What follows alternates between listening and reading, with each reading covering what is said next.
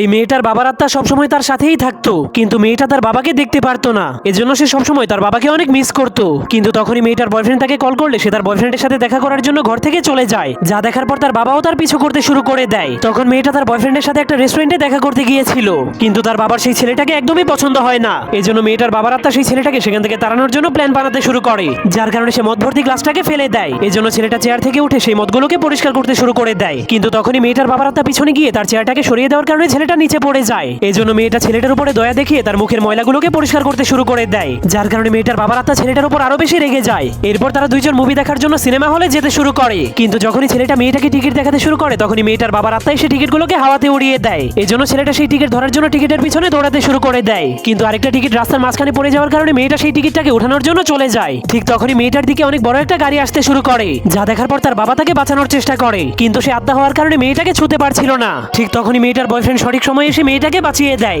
যা দেখার পর মেয়েটার বাবার আত্মা অনেক শান্তি পেয়ে ছেলেটার কাছে তার মেয়ের দায়িত্ব দিয়ে চলে যায়।